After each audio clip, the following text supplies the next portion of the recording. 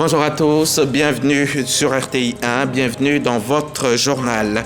La troisième conférence de l'initiative 3A s'est tenue hier à Meknès au Maroc en présence des ministres ivoiriens de l'agriculture et des eaux et forêts. C'est une initiative qui a pour objectif de définir des orientations stratégiques pour assurer la production alimentaire face au changement climatique.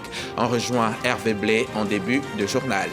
Le groupe Yodé et Siro, engagé dans la restauration de nos forêts. En partenariat avec la Sodefort, leur fondation vient de procéder au lancement de la deuxième édition de la caravane nationale du reboisement populaire dans la commune de Jacquesville. Une caravane pour à terme reboiser jusqu'à 100 d'hectares de forêt.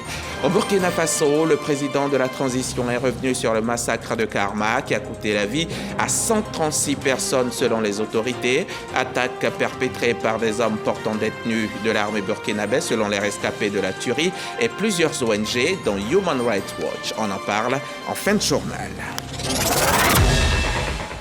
Mais on part tout de suite au Royaume-Uni. C'est en bref et en image le vice-président de la République, Tiemoko Melie Kone, est depuis hier jeudi donc à Londres pour représenter le chef de l'État, le président Alassane Ouattara, à la cérémonie de couronnement du roi Charles III et de Camilla qui devient reine consorte. On quitte le Royaume-Uni, on part à Meknès, au Maroc, où se trouve depuis quelques jours le ministre d'État, ministre de l'Agriculture et le ministre des Eaux et Forêts. Les deux membres du gouvernement ont pris part hier à la troisième conférence de l'initiative pour l'adaptation de l'agriculture africaine au changement climatique, initiative lancée en marge de la COP 22 pour définir des orientations stratégiques pour assurer la production alimentaire. Depuis Meknès, le compte-rendu d'Hervé Blé et Ambroise Assement. L'initiative pour l'adaptation de l'agriculture africaine au changement climatique a choisi Meknès pour sa troisième conférence ministérielle. Elle se tient en marge du Salon international de l'agriculture au Maroc. Une rencontre de haut niveau consacrée aux orientations stratégiques et actions à mettre en œuvre au lendemain de la pandémie du Covid-19 et ses nombreux défis importants pour l'agriculture africaine. La gestion des sols, la gestion de l'eau, la gestion des risques, notamment par des mécanismes assurantiels, et le déploiement d'instruments novateurs de financement de l'agriculture familiale.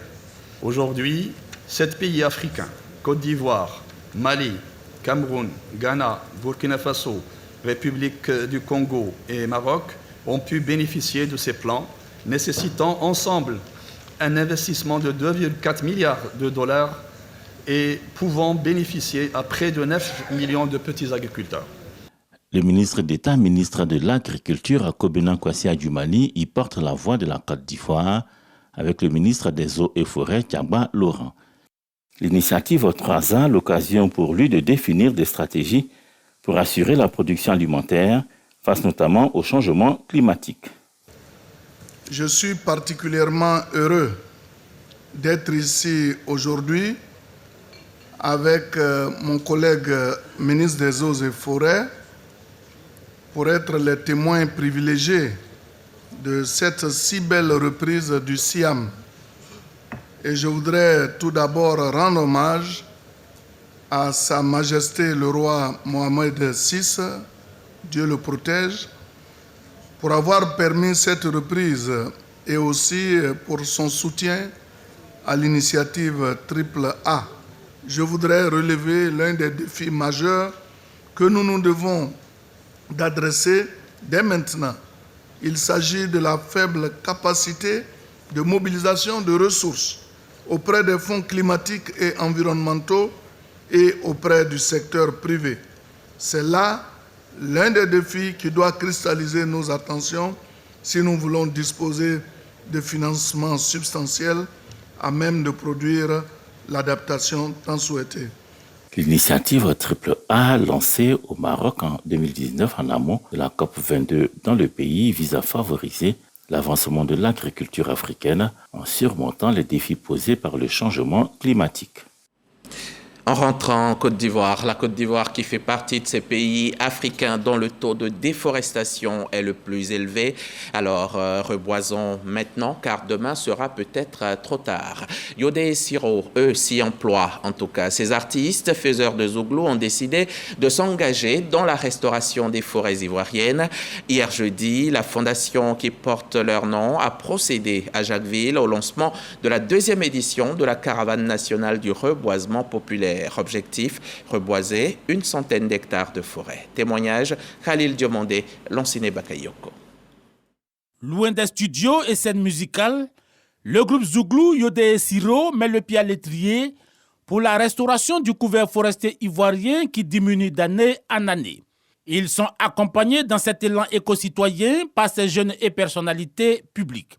Ce planting d'arbres ici à Audouin, dans la commune de Jacquesville, marque le lancement de la caravane nationale de reboisement populaire 2023. En tant que déjà citoyenne, c'est important pour moi de préserver la nature. Voilà, et nous constatons que maintenant, la Côte d'Ivoire a juste 2 millions d'hectares de forêt qui étaient au départ à 16 millions. Pour cette caravane de reboisement, la Fondation Yodé et Siro et son partenaire la Sodefort se sont fixés pour objectif de reboiser au moins 300 hectares de forêt contre 185 hectares l'année dernière. Aujourd'hui, l'histoire de la forêt n'est pas une histoire des Sodefort, des ministères des eaux et forêts ou de l'environnement, c'est une histoire de tous. Chacun doit avoir une attitude éco-citoyenne pour pouvoir préserver notre couvert forestier. Il est important de léguer ces valeurs-là aux jeunes aussi pour qu'ils gardent ces valeurs. Nous espérons que du fait de l'organisation de la caravane, eh bien en fait c'est toute la population qui va décider de planter au moins un arbre et de l'entretenir pour qu'avant même 2030, en fait, nous ayons atteint 6 500 000 hectares. L'édition 2023 de la caravane nationale de reboisement populaire bénéficie du parrainage de la première dame Dominique Ouattara. Cette campagne va durer 1 mois et sillonnera plusieurs villes de l'intérieur du pays. Le groupe Kaidan se tient aux côtés du gouvernement sur les questions de formation et d'insertion professionnelle des jeunes. Cela a été matérialisé hier par la signature d'une convention entre le groupe et le ministère de l'enseignement technique, de la formation professionnelle et de l'apprentissage. C'était en présence de nos reporters Diarasouba Ami et Jean-Marc Djedji. Une convention pour l'amélioration des programmes de formation qualifiante, l'école des talents et l'école de la deuxième chance est signée. Des jeunes âgés de 18 à 32 ans seront formés dans le domaine du bâtiment, des travaux publics et des télécoms. L'accord est matérialisé entre le ministère de l'enseignement technique et de la formation professionnelle et une entreprise privée. Les deux acteurs de ce partenariat entendent conjuguer leurs efforts en vue de faciliter la formation et l'insertion des jeunes. Nous sommes très heureux d'avoir signé cette convention avec le ministère. Aujourd'hui, Côte d'Ivoire solidaire, c'est le vœu le plus cher du président de la République, qui a décrété 2023 année de la jeunesse. Et ces programmes-là, pour les réaliser, il a besoin de partenaires du secteur privé. Et c'est dans ce cadre-là, nous nous inscrivons. Grâce à notre école des talents, nous allons contribuer au développement de toutes les stratégies qui ont été mises en œuvre par le ministre. 500 millions de francs CFA est le coût global de ce programme pour une durée de 3 ans. Quand vous venez ici, c'est vraiment de signer un accord qui permettra à 600 jeunes d'être sur les chantiers du BTP. Ce seront des menuisiers, ce seront des maçons, des électriciens bâtiments, des plombiers et d'autres expertises, notamment les conducteurs de chantier qui vont être formés d'abord et qui vont être insérés en activité par notre partenaire. À l'issue de l'évaluation des candidats, les détenteurs du certificat de qualification professionnelle CQP bénéficieront de contrats à durée déterminée avec les filiales de la firme ou avec ses partenaires. Et des accidents de travail, voilà ce que l'on souhaite le moins dans l'exercice de son métier. Et vendredi dernier, lors de la cérémonie de clôture des 27e journées africaines de la prévention et 21e journée mondiale de la sécurité et de la santé au travail, les parties prenantes ont formulé quelques recommandations. Les organisations syndicales et non gouvernementales ont pu faire des propositions de solutions pour un environnement de travail sain, un environnement sûr, un environnement sécurisé. Davis Oyo, Franck Quadio.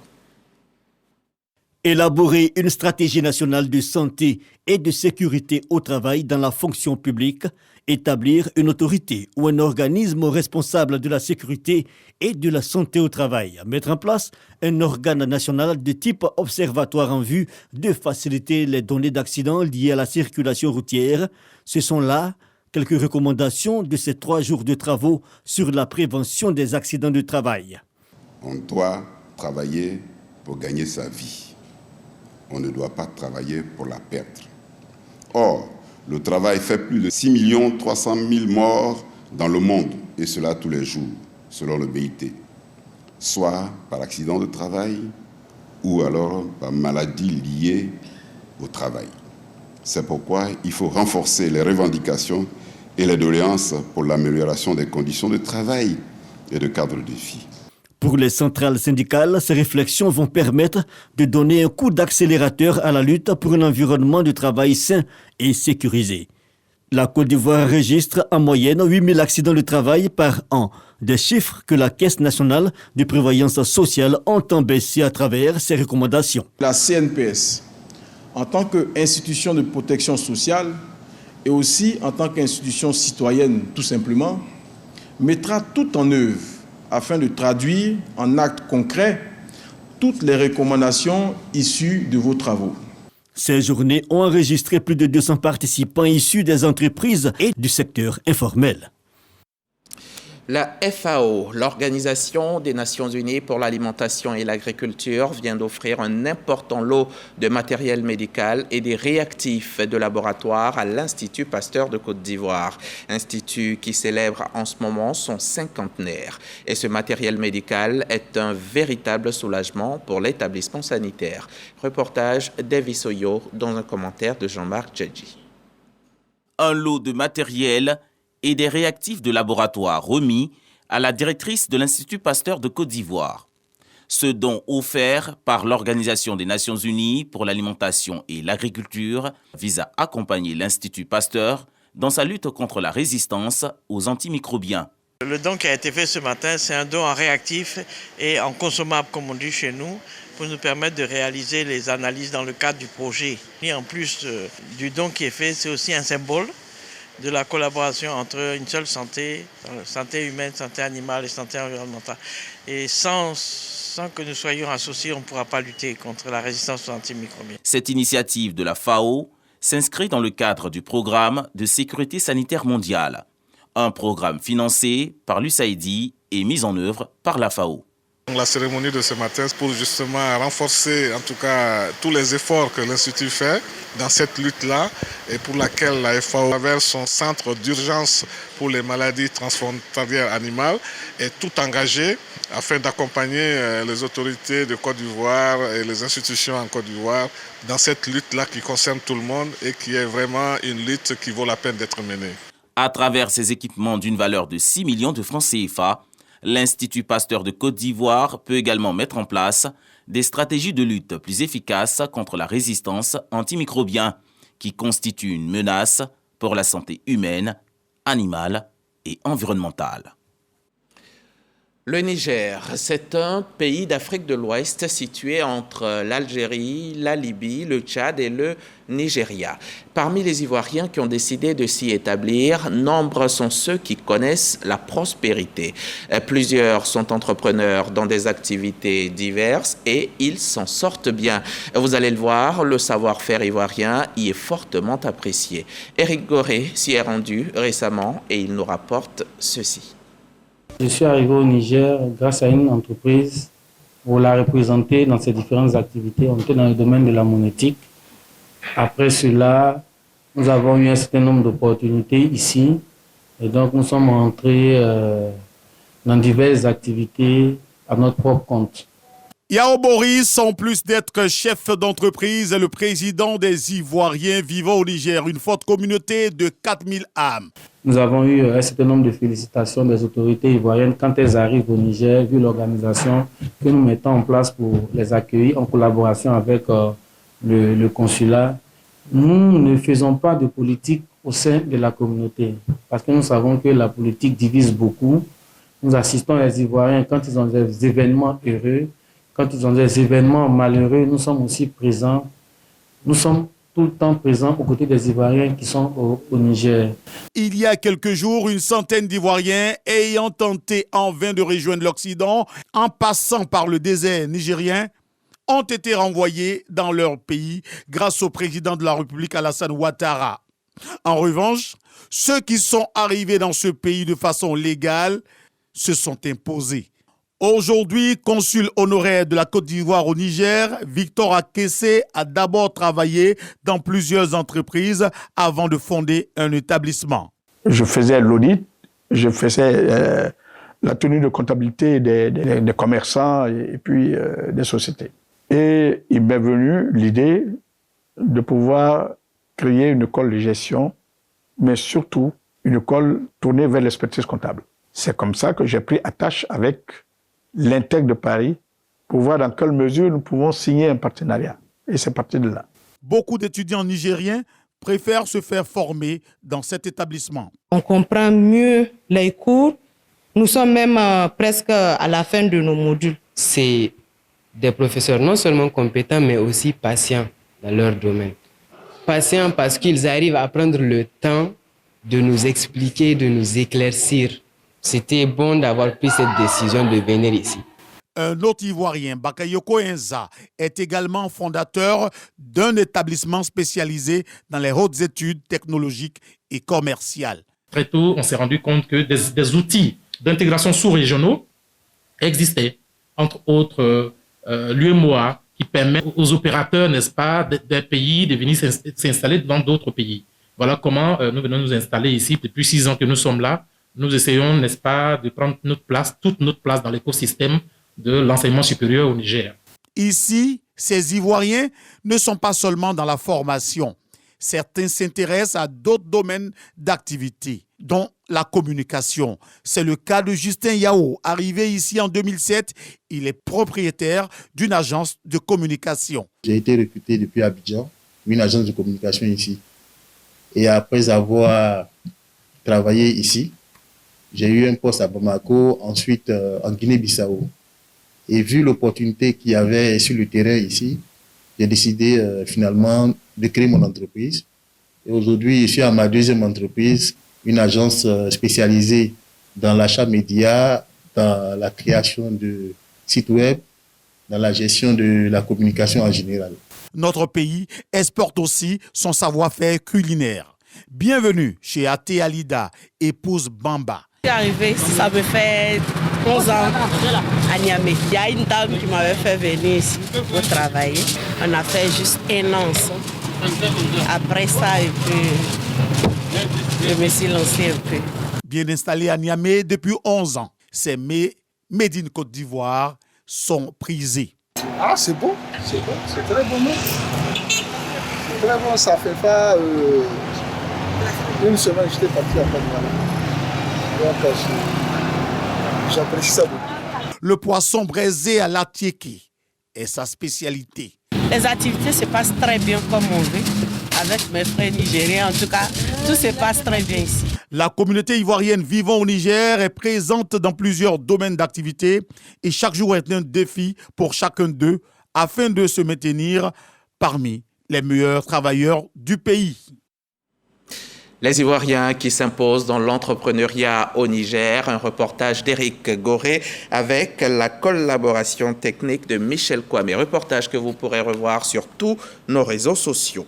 Depuis quelques 6 ans, depuis 2017 précisément, la Côte d'Ivoire a lancé le projet de renouvellement du parc automobile des transporteurs. À Bouaké, dans le Bouaké, 25 entreprises de jeunes viennent de bénéficier de 50 véhicules à usage de taxi grâce au Fonds de développement des transports routiers logé au ministère des Transports ici en Côte d'Ivoire. Corona Soro, témoignage. 50 véhicules flambant neufs à usage du taxi-ville pour les jeunes entrepreneurs du secteur du transport du Bouaké. Cette action, conduite par le Fonds de développement des transports routiers, intervient dans le cadre du renouvellement du parc automobile lancé par le gouvernement depuis 2017. Ce projet vise 3 objectifs majeurs, à savoir accroître la mobilité des populations, réduire la pollution de l'environnement par le vieillissement des véhicules et lutter contre l'insécurité routière. Au cours d'une cérémonie, les jeunes ont reçu les clés de leur véhicule. Les responsables des transporteurs exhortent au remboursement des fonds afin de soutenir d'autres jeunes en attente et à se constituer en coopérative. L'appel que nous lançons aujourd'hui est un appel à la responsabilité, est un appel à la prise de conscience et surtout est un appel au remboursement de la dette. Parce que l'opération est partie pour servir plusieurs autres jeunes Ivoiriens de Côte d'Ivoire. J'encourage tous les jeunes à se constituer en entreprise. Quand tu es constitué en entreprise, c'est les résultats qui sont là. Il est temps d'enterrer le folklore pour embrasser la modernisation. Le directeur général du Fonds de développement des transports routiers félicite les transporteurs de Bouaké pour le remboursement du prêt. Mohamed Kouyaté appelle les autres transporteurs à suivre l'exemple des transporteurs de Bouaké. Au niveau du projet Ashok Leyland, qu'ils sont à plus de 80% de taux de remboursement. Et pour les véhicules, les 30 véhicules taxis que nous avons mis à disposition depuis bientôt 2 ans, ils sont également à un taux de près de 70% de remboursement. Nous sommes vraiment fiers et heureux de l'exemple de Bouaké. C'est en cela que j'ai demandé que l'exemple de Bouaké puisse inspirer les autres villes pour que le FDTR puisse les visiter incessamment. La remise des véhicules à usage des taxis villes à Bouaké est à sa deuxième étape. 30 premiers véhicules ont été remis aux transporteurs en décembre 2021. À Agboville, dans la région de l'Agné-Bichiassa, on est conscient que l'union fait la force. Plusieurs villages ont décidé de s'organiser en mutuelle pour le développement de leur département. Le président vient d'être installé par le ministre Pierre Demba, cadre de la commune. Témoignage Godefroy Kambawa. Créée en 2018, la mutuelle des chefs de village de la commune d'Agboville, dont l'objectif est la mutualisation de leurs forces, pour participer au développement de la ville, a désormais un nouveau président. Nana Edi Akissi Adolphe, chef de Banguier 1, a été investi président de cette mutuelle. Il entend œuvrer pour le développement d'Agboville et apporter son soutien à la Chambre des rois et chefs traditionnels de la région de l'Agné-Bichiassa. Notre chambre, c'est une institution.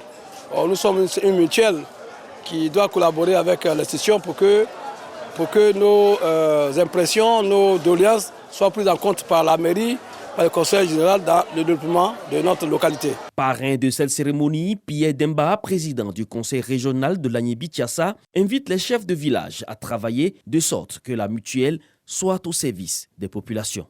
Cette mutuelle offre un cadre de fraternité et de solidarité à l'ensemble des chefs de la commune d'Agboville, chefs liés de la région de l'Agné-Bichiassa. Aujourd'hui, en prenant l'engagement de vous regrouper, vous devez travailler ensemble pour que cette mutuelle soit au service des membres. La mutuelle des chefs de village de la commune d'Agboville compte 19 membres. Le nouveau président est investi pour un mandat de 5 ans. Lundi dernier, 1er mai, c'était la fête du travail, un jour férié annuel célébrant les conquêtes des travailleurs et trouvant son origine dans les combats pour la journée de 8 heures. Elle est synonyme de la journée internationale des travailleurs dans la plupart des pays. Ici en Côte d'Ivoire, la fête a été célébrée sur tout le territoire national. Katiola, chef-lieu de région du Hambol. La localité enregistre la première célébration solennelle du 1er mai, commémoration de la fête des travailleurs. Ici, les représentants locaux des centrales syndicales ont témoigné leur reconnaissance au gouvernement et au chef de l'État pour les primes exceptionnelles sur les salaires des fonctionnaires et agents de l'État, puis l'augmentation du SMIC dans le privé, non sans formuler de doléances en faveur du bien-être des travailleurs de leur localité. Le préfet de région du Hambol, Clément Kwame Bikalou, lui, a exhorté les travailleurs du Hambol à cultiver l'esprit de dialogue. Un défilé des travailleurs de tous les secteurs d'activité de la région a donné une note de gaieté à la célébration. Fekese-Dougou, chef-lieu de la région du Thiologo. Les travailleurs de la région ont marqué la commémoration de la fête du travail par un défilé, suivi des doléances des représentants locaux des syndicats en faveur de meilleures conditions de vie des travailleurs de la région. Pour le préfet de la région du Thiologo, Jean-Pierre Souris, la fête du travail est un facteur de cohésion sociale. Il exhorte les travailleurs de sa région à œuvrer pour la paix et la cohésion sociale, gage du développement. Stade municipal de Boutrou. lieu de célébration de la Fête du Travail 2023. Le maire de Boutro rappelle les origines et l'importance de la célébration du 1er mai par les travailleurs. Les responsables des travailleurs de Boutro ont relevé le manque de logement, un réel handicap pour l'épanouissement des fonctionnaires du département. Le préfet de Boutro, pour sa part, exhorte les travailleurs à l'assiduité, à la discipline et à la conscience professionnelle afin d'être des exemples pour les plus jeunes. Cette célébration a été ponctuée par plusieurs activités sportives, à savoir un tournoi de Maracana interservice et des démonstrations de karaté. Yamoussoukro, capitale politique du pays. Plus de 50 entreprises et associations contribuent à la vie économique et sociale de la localité. En ce jour de commémoration de la fête du travail, la ville n'a pas été en marge de la célébration. Les 5 centrales syndicales du pays y sont représentées. Ici, les responsables locaux des différentes centrales syndicales ont tour à tour salué les efforts consentis par le gouvernement en faveur du bien-être des travailleurs, avant de revenir sur les problèmes locaux auxquels sont confrontées les populations. Des réalités alarmantes, à savoir l'insécurité grandissante dans la localité et autres préoccupations. Des situations dangereuses évoquées par le représentant de la centrale Dignité. Le préfet de région, préfet du département de Yamoussoukro, Koulibaly Gando, s'est félicité de la collaboration qui règne entre le gouvernement et les centrales syndicales. Pour cette édition 2023, l'esplanade de la préfecture s'est montrée exiguë pour contenir les travailleurs venus participer à la commémoration de la fête du 1er mai. Une occasion pour le directeur régional du travail du Haut-Sassambra de revenir sur les acquis liés à l'amélioration des conditions de vie et de travail. Le deuxième secrétaire général de la préfecture de Daloa, représentant le préfet de la région du Haut-Sassambra, a quant à lui rassuré les travailleurs quant au fait que leurs préoccupations feront l'objet de transmission auprès de sa hiérarchie. Bonjour Paris, l'émission d'humour par excellence de la RTI dépose ses bagages dans l'Hexagone. C'est pour demain, samedi 6 mai, à l'espace Martin Luther King. C'est à partir de 20h. Les humoristes, eux, sont sur place depuis quelques jours déjà. Ils sont arrivés dans la capitale française, prêts à vous faire éclater de rire demain lors du spectacle. Parc Gassoro-Koné fait partie du voyage. Aéroport Charles de Gaulle de Paris, il est 6h. Le directeur général de la radio-télévision ivoirienne, Fosseni Dambélé, et les humoristes accueillis par l'équipe de production de l'émission Bonjour de la RTI. L'ambiance est électrique. La diaspora ivoirienne à tout le monde, tous les Ivoiriens, toute l'Afrique. Et ne l'écoutez pas, écoutez-moi. Voilà. Moi, je suis la Véné. Si c'est lui, la ne verrez pas. C'est un faux type. Vous êtes venu, vous êtes resté ici. Ouh, oh. Il y a un qui doit à un pasteur, tu dois à un pasteur. Viens, je vais prier pour toi, pour briser cela. Recevez.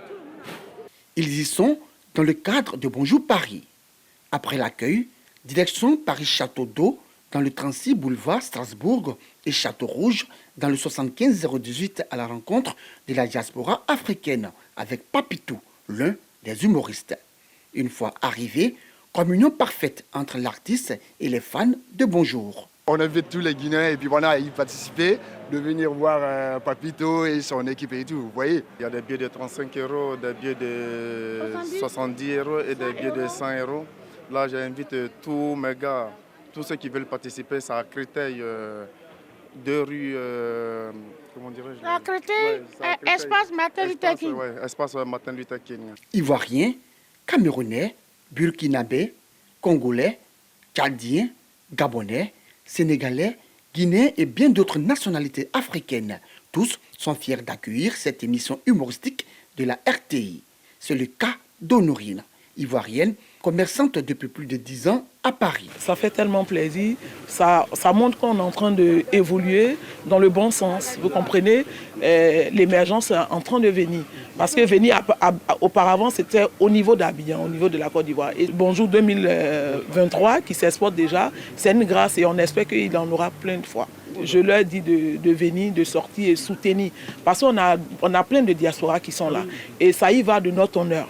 Donc je souhaite que nous tous, nous puissions sortir. Moi, je ne savais pas et là, je viens de l'apprendre. J'ai déjà pris 7 tickets avec mon groupe. Et là, je vais encore balancer, dire aux gens.